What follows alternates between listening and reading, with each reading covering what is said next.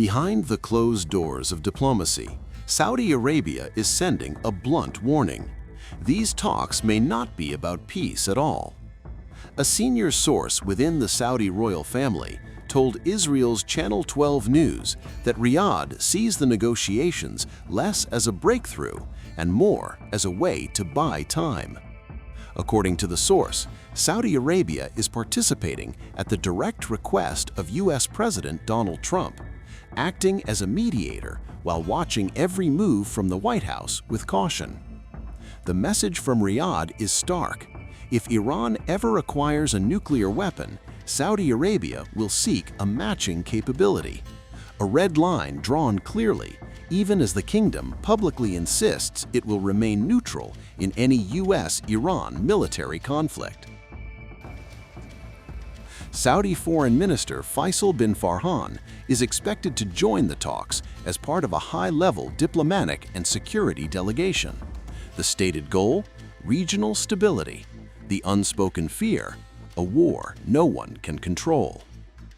Tehran would likely limit retaliation to American military bases in the Gulf, avoiding wider civilian targets. Any damage, the source says, would be contained, but not without consequences. On Iran, are the negotiations still happening this week? Yeah. Where will they be?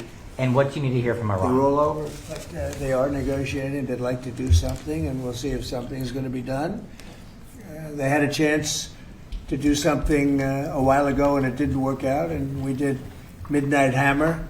I don't think they want that happening again, but they would like to negotiate. We are negotiating with them right now, yes. Mr. President, Where will the meeting be? It seems like I it's can't tell changing. you that. Mr. President, what There's more than one meeting. Behind the scenes, Saudi officials are watching President Trump closely. They describe him as hesitant, torn between pressure and restraint. Trump, the source claims, wants a new deal, not a war, fully aware of the economic shock such a conflict would unleash, and Iran knows it. Tehran, according to the source, is playing the long game, patient, methodical, confident it can sway Trump through intermediaries. They convince him, the source says, then he makes a decision and changes his mind again. Saudi Arabia's warning to Washington is sharp and rooted in history.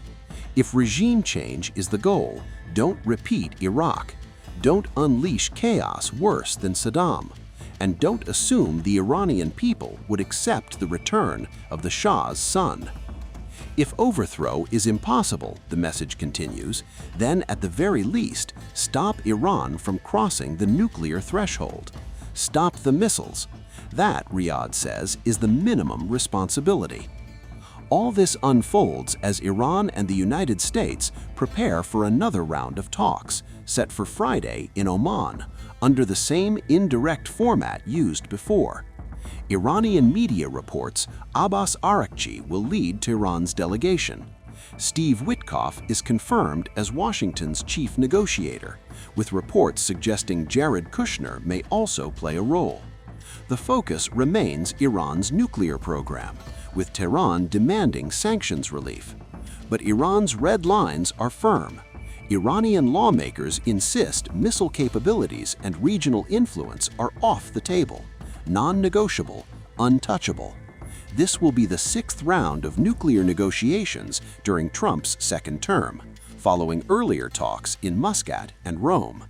Diplomacy is moving, pressure is building, and in Riyadh, the belief is clear. These talks may not decide peace, but they may decide how close the region comes to war. Days of soaring tensions and a massive U.S. military buildup kept the Middle East on edge, with Washington rattling sabers and Tehran standing its ground. But after Iran's firm pushback and calibrated diplomacy, the tone is finally shifting.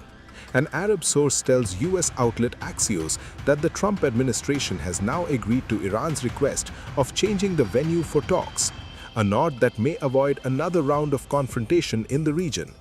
The US and Iran are now meeting in Oman and not Turkey. The Arab source says talks are still being held on whether any Arab or Muslim countries will also take part in the negotiations in Oman, as Tehran is opposed to presence of mediators and observers. Trump's special envoy Steve Witkoff and Iranian Foreign Minister Abbas Araghchi are expected to meet to discuss a possible nuclear deal. This is Trump's third attempt to strike a nuclear deal with Iran since returning to office. This would be the first meeting between US and Iranian officials since the collapse of the negotiations and the 12-day war last June. The last round of talks that was held in Oman collapsed after Israel attacked Iran in June in 2025, with the US too striking 3 Iranian nuclear sites. Iran's move to change the venue and agenda for the talks, scheduled for Friday in Istanbul, comes amid heightened tensions as the US builds up forces in the Middle East. Regional players have pushed for a resolution of a standoff that has led to mutual threats of airstrikes and stirred fears of escalation into a wider war. The regional diplomat with knowledge of Iran's demands said Tehran sought to change the format. They want to change the scope. Donald Trump had said the only way to avoid military conflict is a swift deal. On Monday, Trump warned that bad things would probably happen if a deal could not be reached with Iran. On Tuesday, Trump told reporters at the Oval Office, "We are negotiating with them right now." Iranian sources told Reuters last week that Trump came up with 3 conditions for the resumption of talks. Number 1 is zero enrichment of uranium in Iran. Number 2 is limits to Tehran's ballistic missile program. And number 3 is ending its support for regional proxies. However, Iran has long said all 3 demands are unacceptable infringements of its sovereignty. But 2 Iranian officials told Reuters that its clerical rulers saw the ballistic missile program rather than uranium enrichment as the bigger obstacle. One Iranian official said there should be no preconditions and Tehran is ready to show flexibility on uranium enrichment, including handing over 400 kilograms of highly enriched uranium, accepting zero enrichment. All this comes as the US has moved an armada into the Gulf, but is it to strike Iran or just to build leverage ahead of talks? Times of India videos, your daily dose of India and the world. Global news, different views, and sharp analysis. Pressure of expectation from your fans, your supporters. That has often served as a backdrop for several Bollywood. You're not a brute majority anymore. If you individually take out data, Making sense of global conflicts. Tracking the new emerging world order. Strike on Israeli military bases. A multi-pronged. To stay out of harm's way as Israel started bombing targets across. Understanding changing alliances in a polarized world. Tune into TOI videos for all this and more.